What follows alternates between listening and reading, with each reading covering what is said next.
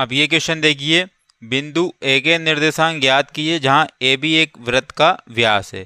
A B क्या है? वृत्त का व्यास, जिसका केंद्र होगा ना वो होगा दो, केंद्र का निर्देशांक 2 और -3 होगा, तथा बी के निर्देशांक क्या है? 1 और 4। तो यहाँ से आपको डायग्राम के माध्यम से समझना होगा। तो ये डायग्राम आपको दिया है, ये ए और बी क्या है? वृत्त का व्यास हो गया और ये वृत्त का केंद्र हो गया। तो ए के निर्देशांक तो हमें ज्ञात करने हैं, क्वेश्चन में दिया है ए के निर्देशांक ज्ञात करना है। तो ए के निर्देशांक ज्ञात करने हैं जो कि x और y मान लिए हैं, और वहीं पर केंद्र के निर्देशांक आपको दिए हैं भैया 2 और -3। वहीं बी के निर्देशांक भी आपको दिए हैं 1 और 4। तो उसके बाद में निकालना क्या होगा? हमें ए के निर्देशांक निकालना होगा।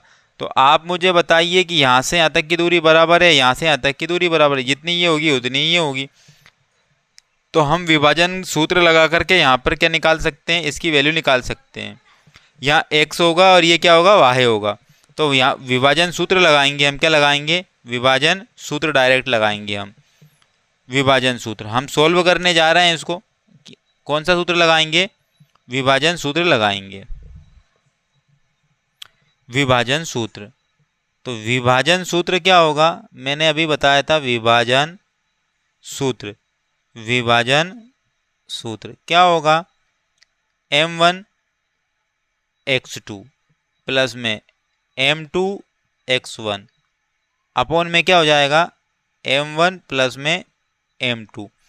यहाँ पर x रखा तो ये x वैल्यू निकाल के दे देगा। उसके बाद में यहाँ पर y की वैल्यू रखेंगे तो y की वैल्यू निकल के आ जाती है। तो ये क्या है? विभाजन सूत्र है। ये क्या है? विभाजन सूत्र है। ये y वैल्यू निकाल के दे देता है। तो आइए फिर देखते हैं, यहाँ पर इस डायग्राम से करते हैं। यहाँ पर m1 और m2 आपस में क्या है? बराबर है। आपस में क्या है? बराबर है। तो बराबर का मतलब 1 और 1 ही है, 1 और 1 है भैया। यहाँ से यहाँ तक की दूरी मान लेते हैं 1 है, यहाँ से यहाँ तक की दूरी मान लेते हैं 1 है। तो इसका मतलब इस 1 को लिखने से कोई मतलब नहीं, क्योंकि 1 का इंटू करोगे क्या फ़ायदा होगा? 1 का इंटू करोगे क्या फ़ायदा होगा?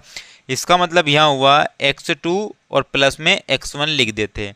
तो स्टार्टिंग की वैल्यू ये x1 है और ये x2 है। तो 1 में प्लस करूँगा मैं पहले 1 x, तो 1 में प्लस कर दिया मैंने x।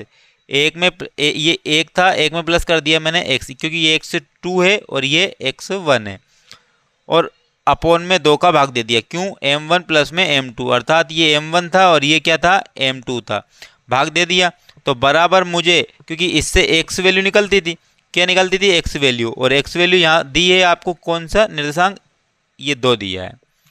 वहीं पर हम क्या निकालेंगे? y की भी निकाल लेंगे। यहाँ से किसकी निकाल लेंगे? y की भी। तो ये y की वैल्यू देख, ये y की भी निकाल लेंगे। तो y के लिए क्या होगा? y2 में से माइनस करेंगे क्या? y2 में क्या जोड़ देंगे? y जोड़ देंगे।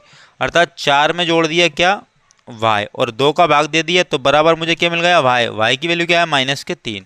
क्या है? -3। बस इतनी ही आवश्यकता थी इसको, और इसको एक तरफ रख देते हैं। अब आइए हम सोल्व करते हैं क्वेश्चन को। तो 2 का गुणा किस में कर देंगे? 2 में कर देंगे। तो 1 + x बराबर कितना जाएगा? 2 दूने 4 हो जाएगा। तो x बराबर 4, और ये 1 किधर आया तो माइनस का 1 हो गया। तो x बराबर के 3 आ गए। x बराबर कितने आ गए? 3 आ गए।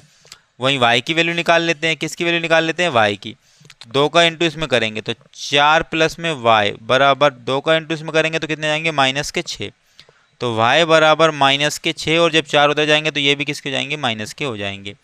तो y बराबर माइनस माइनस क्या हो गया? प्लस, लेकिन साइन माइनस करेगा 10। तो x की वैल्यू हमने निकाल ली और y की वैल्यू भी निकाल ली। तो हम लिखेंगे यहाँ पर बिंदु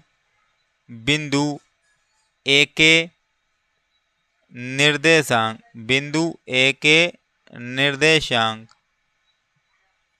3, -10 होंगे, और यही हमारा क्या हो जाएगा? राइट आंसर हो जाएगा।